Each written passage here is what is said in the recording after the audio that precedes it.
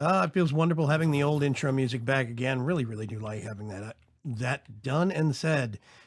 The new construction and the newly expanded observatory looms large behind the BDE.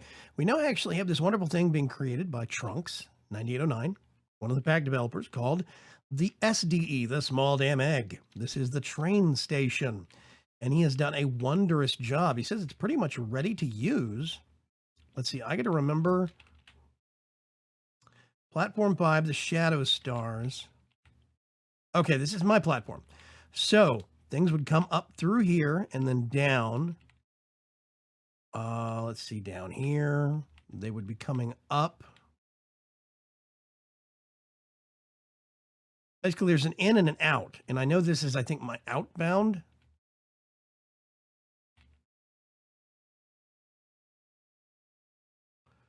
Yeah, SDE/Vaygrim. I'm not electric locomotive.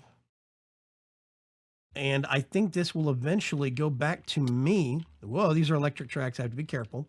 These will eventually go back to me, but this is a wondrous routing job and an amazing layout that Trunks has put together. I'm really, really impressed by it. One of these over here is purple. I can't remember. I can't really tell which. But basically, I have a purple inbound and a purple outbound. And I'm going to be routing them via teleportation tracks. I think I'm going to try and use the Ender IO tracks to route them in and out. So that being said, let's see, has anybody done anything down here? I don't think so. I need to come back and make some more stuff down here because I need to make some more robots. But let's see. Yeah, that's just it says SDE/Vaygrim. It's an electric locomotive. It says running. Does it not have anywhere to be? I can't push it. Okay, I'm not going to mess with it. So, we are actually expanding on the trade depot. I'm going to bring the walls up and around. I think I'm going to pull them up here and then across. And then I'm probably going to cap them right here. Might fade them into the hillside. But I want to kind of have this whole area boxed in, you know, to a certain extent. We'll see. I'm not going to worry about that right now, though. My greater mission, if I choose to accept it. Actually, I don't want to go over there. I want to go over here. I need to do a path winding over this way to the garden center, to the Ag Dome, as I call it. Hello, Mr. Sheep. I'm not sure how you continuously keep getting out of your pen, but whatever. We're going to go to the Nether. I need to find another fortress. I have done this on the Forge of Craft earlier this week. I'm doing it on this server now. Okay, I'm going to step right here. Actually, I'm going to come over here real quick. And I can't remember. Yeah, there is. Okay. So there is another fortress. Oh, whoop. Yeah, I got to take that off and back on. Anytime I change dimensions. We are going to go... Oh, okay. Last time this was loaded, there was an explosion. We're going to go up here. Do I have... there we go. Night vision. Night vision makes the whole Nether seem creepy. Okay. I've got flight. I've got really good armor. I really shouldn't be worried. But Nether fortresses always make me nervous. Okay, I am going to grab... What's that? That's a light orb. Somebody else has been here. Whoop. There's some spawns. I'm going to grab... Gonna grab you. Maybe. Yep, there we go. Gonna grab you. I've got a skeleton. I've got a blaze. What is that? That was... Yep. I'm hoping that that is going to work. I don't know if I'm going to have to capture these guys and then release them in the Nether. Whoa. Yep. No. Nope. I've got a guest. Did I get a... Yeah, I got a blaze. I'm going to ignore you. I'm going to grab you.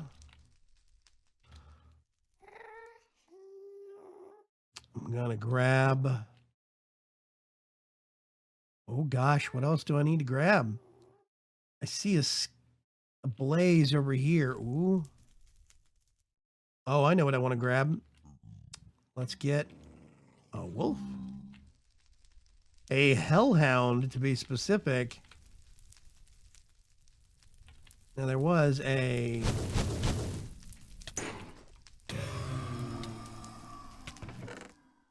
nothing. Somebody else has already been here. Hello. Dun-dun-dum.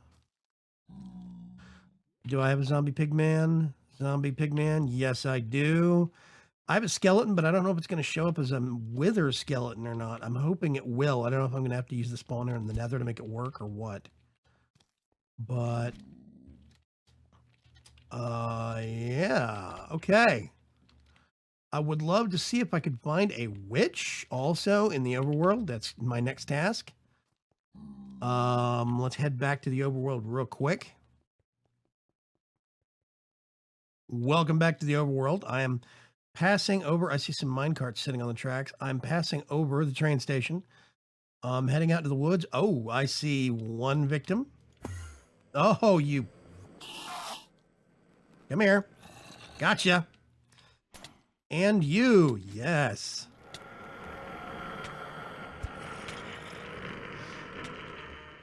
Ah, poison. I will get you. I got all the zombies. Let's grab. Zombie. Why am I starting a collection of monsters, by the way, you might ask? Well, specifically... Oh, that's a zombie villager.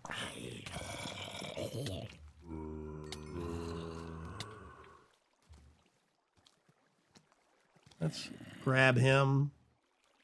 Enderman. Witch. That was... It just says zombie. Probably gonna...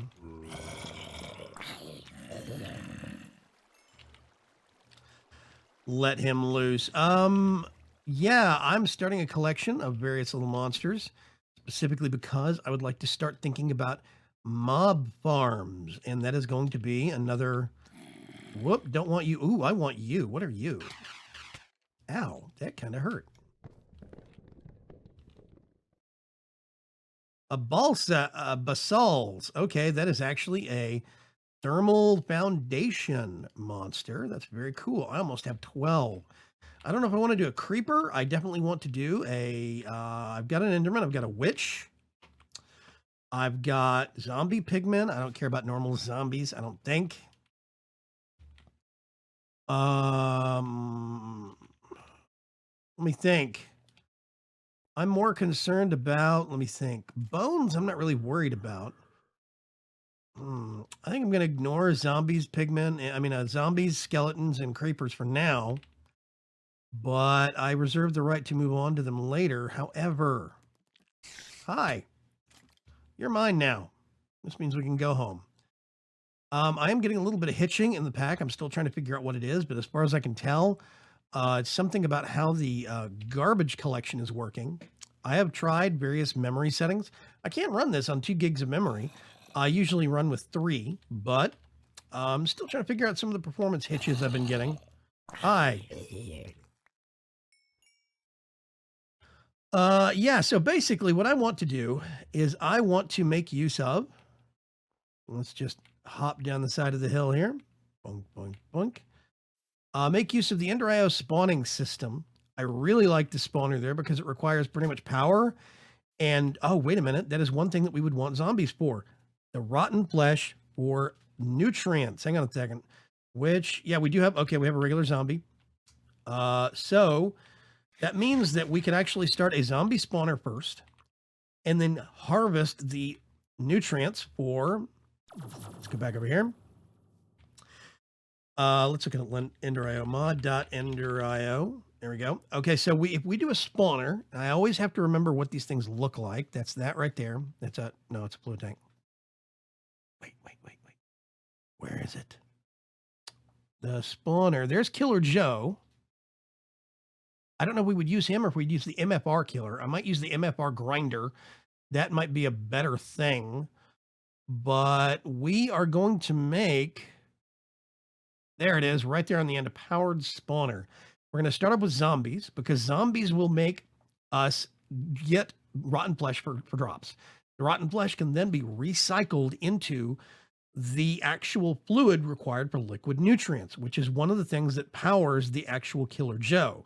Now, we're not going to use Killer Joe and we're going to use a grinder. That means that we wouldn't need to start off with zombies. We could start off with whatever we want to. I definitely want to use these things, but these only require power. I tell you what might be good though. No, zombie head. I don't know. If I put a Killer Joe in with a sword, he has, I think, a higher likelihood of dropping heads from mobs, especially if we make an Ender sword from Ender IO. So let's go over here real quick. Let's look at, we're going to go scroll down here one step. The Ender. Can I get one of those, please? Okay, we're going to get this. If you look, increased skull and Ender pearl drops. So if we get an Ender and we put it on Killer Joe, then what we can actually do is we can cycle, we can make a loop using this thing, chargeable item filter. We upgrade this all the way with crystals so that all damage goes to energy. We have this cycle out, recharge it when the item is below a certain threshold, recharge it, put it back in. So this guy periodically would stop working while the weapon gets repaired, quote unquote, by getting recharged. And then basically we would have an endless loop of, going here real quick, we'd have an endless loop of those items at our disposal. Let's get an alchemical chest. These actually have the same storage as a diamond chest for half the EMC costs. I'm going to get all these and put them in there. There we go. And we are actually going to get, how much experience do I have in here? Ooh, 50 levels. Okay. So first things first, we're going to want to get, I'm actually going to do it from over here. I don't know how close to finish this actual anvil is. We need, first of all, a vibrant crystal, a lot of EMC. And this is going to be 10 levels. It's getting wirelessly charged. There's not really a point. Then we're going to do a basic capacitor. Yeah, okay. This is gone up in cost a little bit. Wait a minute. What is this? Yeah, basic capacitor plus 10 levels. Oh, no, capacitor, not capacitor bank. Ooh.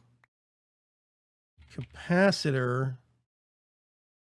We need a basic. We're going to need a double layer. And we're going to need an octatic. We're going to really want to make this thing hurt. Okay, we're going to do a basic. We're going to do a double layer. And we need a little bit more for the octatic. That's fine. Let's go over here. We are going to, one of the things that I've actually recently bred and I've been growing is essence seeds. I mean, seeds for experience, which means what I can do now is I can request a full stack. These are wonderful, wonderful things. Go like this. We sort that one back into the system.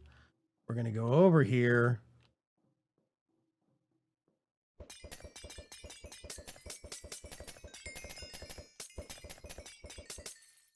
Okay, so I now have enough levels. What I'm going to do, basically, I'm getting all of this stuff ready. I am going to, yeah, the only other upgrade I can put on this is travel, and I'm not going to worry about that.